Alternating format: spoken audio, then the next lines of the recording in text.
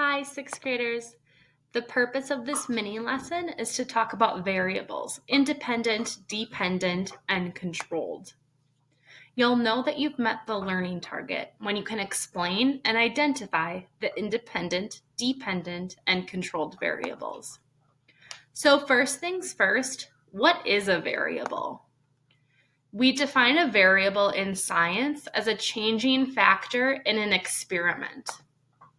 So if we take a look at this picture right here, you'll see a lot about it looks the same. I notice that there are plants. They look to be in the same type of pot or container, but I notice there's something different in the pictures. I observe that one is being fed juice and one is being given water. So the variable or a variable in this picture would just be the type of liquid that you're feeding a plant. Now, all experiments have one independent variable. The independent variable is the factor that is changed in an experiment. It is the thing in the experiment that you as the experimenter are choosing to change. Effective experiments only have one changing variable. So let's take a look at our example. Again, we have our two plants, and we noticed a lot looks the same in these two plants. But you can see that there is one thing that the experimenter or scientist has chosen to change, and that is what the plants are being fed. So one plant is being given juice, while the other is being given water. So that is the thing that the experimenter has selected to change, which means that that is the independent variable.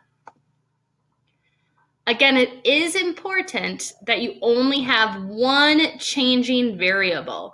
An effective experiment will only change one thing and keep everything else the same. Otherwise, you don't know if what you changed had any impact if you change more than one thing. So you can only change one thing at a time when you do an experiment.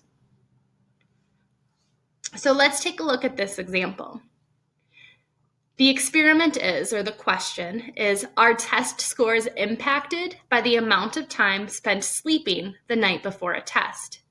So the independent variable, what the scientist is choosing to change, is how much the kids or students are sleeping. The dependent variable, on the other hand, would be the test scores. So let's talk about dependent variable. When we say that word dependent variable, we are talking about the factor being measured or observed in an experiment. So in this example, we were looking at changing the amount that the students slept, and we were measuring how well they did on our test. So that what we were measuring is our dependent variable. Let's take a look at our plants once again. So again, what we were changing was what the plants were consuming, what they were eating, either juice or water. What we were measuring then is the height of each plant. So the dependent variable is the height. The last type of variable I have to introduce to you is something called the controls, or you'll also hear these called the controlled variables. They mean the same thing. Controls or controlled variables are basically everything else in an experiment that you want to stay the same. Scientists are really careful to change just that one independent variable and keep everything else about an experiment the same. So in this example, again with our plants, we can see that there are quite a few things that are the same. The type of plant the scientists would want to keep the same, the size of the pot that they were planted in, the type of soil that they used, the amount of light the plants were exposed to. You might even add how much of the liquid they were given. You'd want to give each plant the same amount of juice and the same amount of water. So the controls are these things that that scientists or experimenters plan for and make sure that they take steps to keep these things the same. So we just talked about 3 types of variables. Independent variable, and that is what the scientist or the experimenter chooses to change. The dependent variable, that's what you observe or measure. And the controlled variable, that's what you keep the same. One trick to remember that independent variable is what the experimenter is changing is perhaps you think about independent starts with I and then what I change. If that tip works for you, awesome. If not, try to think of your own way to remember what independent, dependent, and controlled variables mean. Let's do a little bit of practice to be sure that we're understanding these ideas. So first things first, I have a picture on my screen right now, and I'll just describe what I see. So I observe right now that there's a soap A and a soap B. I observe that it looks like someone was washing their hands in this experiment. And then at the end, I see kind of a hand held out like this, and I see little green specks.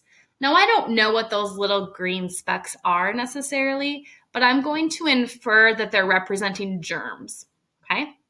Okay, so in this experiment, I'm going to model how I would identify the independent, dependent, and controlled variables. So I know that the independent variable is the one thing that is changing. So as I'm looking at this picture right now, I'm thinking about, okay, what do I notice was changed on purpose? And then I saw soap A and soap B, right? So I might describe that as the type of soap is the independent variable. Dependent variables, on the other hand, I remember that means what's being measured or observed. So it's not the type of soap because that's what's being changed. It's what's being measured as a result of that different type of soap. And that's what's on the hands, right? The number of germs left on the hand. And then I need to think about the controlled variables, those things that the experimenter kept the same on purpose. And sometimes it's not right there. Sometimes you have to infer a little bit, kind of step inside the shoes of the experimenter or pretend you were actually doing that experiment and think about which things would you want to be the same. So in this experiment, you could keep the temperature of the water the same. You would probably want to wash your hands for the same amount of time with soap A and soap B. You'd want to use the same amount of soap, so maybe 1 squirt of the soap. So in this experiment, we just picked out the independent, dependent, and controlled variables. Let's do another example. So this example reads, you want to test which size of soccer ball is easiest to juggle with your feet. You test a size 3, size 4, and size 5 ball. You count the seconds the ball stays in the air for each of the trials. You allow yourself to use both of your feet, knees, and head to juggle the ball. So when I'm picking out the different variables, again, I'm thinking, okay, independent variable is the one thing that the experimenter is changing. And in this scenario, the experimenter is changing the size of the soccer ball. Awesome. Now, the dependent variable is what they are measuring or observing. And I actually see that they're observing kind of 2 things that go hand in hand in this experiment. So they're measuring how easy the soccer balls are to juggle, but they're also timing how long they're able to juggle. So both of those kind of go hand in hand, and I could have listed both of them here as the dependent variable. And then I'm thinking about, okay, what are some things that this experimenter would want to keep the same, would want to be really careful that they did exactly the same if they were using a size 3 soccer ball, a size 4 soccer ball, or a size 5 soccer ball. So they'd want to make sure that they're using the same body parts to juggle, right? They're not just using their head one time and then their knees another time. They're able to use all of those. They'd want to make sure they're using the same shoes. And also the same location, right? You wouldn't want to do this test one time on the soccer field and then another time in your house because those results would be different. So you would want to be sure to keep those things the same. So in this example, we were able to pick out the independent, dependent, and controlled variables. Hopefully, at this point in time, you're feeling that you can explain and identify the independent, dependent, and controlled variables. However, if you can't, or if you're having a hard time with this and feel like you need some more practice, I'm going to go ahead and attach a video down below beneath this mini lesson that explains these concepts just in a different way. As always, feel free to reach out for help. Otherwise, happy practicing.